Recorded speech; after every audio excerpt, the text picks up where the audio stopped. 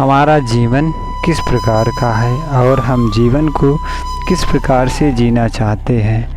मनुष्य यही नहीं पता कर पाता है कि हमें अपने जीवन को किस प्रकार से जीना है। हमें इस जीवन को ईश्वर द्वारा मिला हुआ बहुत महत्वपूर्ण वरदान है, क्योंकि सभी जीवों में मनुष्य एक ऐसा प्राणी है जो सभी जीवों में श्रेष्ठ है, लेकिन वो श्रेष्ठ मनुष्य ही इस प्रकार से जीता है कि वह समझ में ही नहीं उसे आता है। वो दुनिया की चीज़ों में भागता है, पर उसके पास जो चीज़ है, जो वस्तु है, उसकी वो कदर नहीं करता है, क्योंकि मनुष्य का स्वभाव ही ऐसा है और वह अपना वहीं से पतन करने लगता है।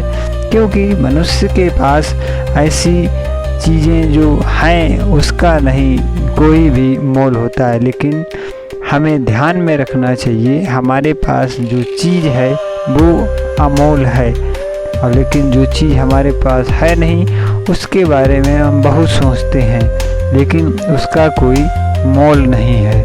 क्योंकि हमारे पास उसको चुकाने के लिए अगर मोल हो तो हम उस चीज़ को ले सकते, क्योंकि कोई भी चीज़ बिना मोल चुकाए नहीं मिलती, चाहे समय हो, चाहे कोई वस्तु हो या कोई और चीज़ हो। लेकिन हमें अपने जीवन को इस प्रकार से जीना चाहिए कि ऐसा होना चाहिए हमें कभी दूसरों को तकलीफ़ ना मिले और हमारा भी काम अच्छी तरीके से चलता रहे। लेकिन मनुष्य इस प्रकार से जीता है जो दूसरों को देखकर जीता है, अपने पास जो है उसमें खुशी नहीं है, क्योंकि मनुष्य इस प्रवृत्ति का आज के समय में हो गया है कि वो जो भी चीज़ उसके पास है उसमें वो खुश नहीं है। आप देखिए, मनुष्य अपना जीवन ख़त्म कर लेता है। क्यों?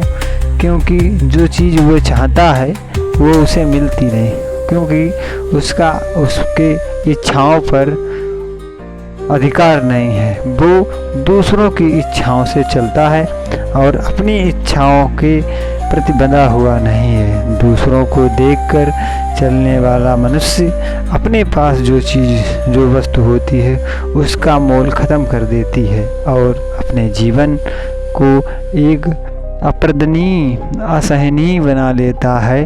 क्योंकि जीवन इस प्रकार की चीज़ है, उसे बहुत सोच समझ कर चलना होता है। क्योंकि जीवन जब आप लंबी यात्रा करेंगे, जब आप अच्छी यात्रा, सुगम यात्रा उसे बनाएंगे अपने जीवन की, तो उसमें आपको त्याग, संघर्ष, बलिदान, ये सारी चीज़ें आपके इसमें जुड़ी होती हैं। लेकिन मनुष्य दूसरों को देखकर जीने की इच्छा करता है। अपना स्वभाव, अपने पास जो वस्तु है उस पर उसे भरोसा नहीं होता और उसका वह कोई कदर नहीं करता, जिससे मनुष्य हमेशा परेशान रहता है और जीवन के अधिकतर हिस्सों में वह दुखी ही दिखाई देता है। क्योंकि सुख तो मनुष्य के अंदर होता है, मनुष्य अपनी स्व आत्मा में अंदर जाके ही सुख की अनुभूति करता है, लेकिन मनुष्य वस्तुओं में सुख को ढूंढता है।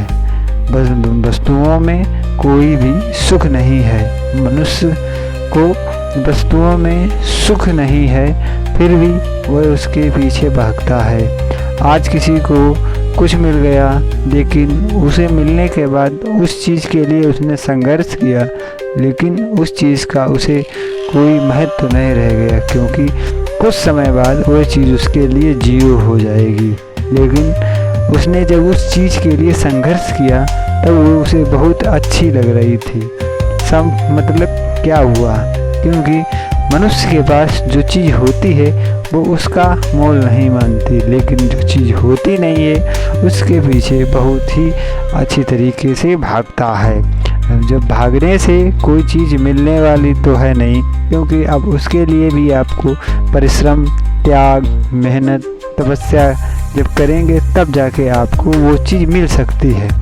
हम जो मनुष्य, हम जो प्राणी इस प्रकार के हैं कि एक एक चीज़ों को जोड़ते हुए जीवन के प्रवाह में चलते हैं, लेकिन जीवन एक इस प्रवाह अविरल सरिता की तरह है, जो जीवन एक अमूल सरिता की तरह है जो लगातार बहता है और लंबा बहता है। इसमें हमें क्या करना चाहिए?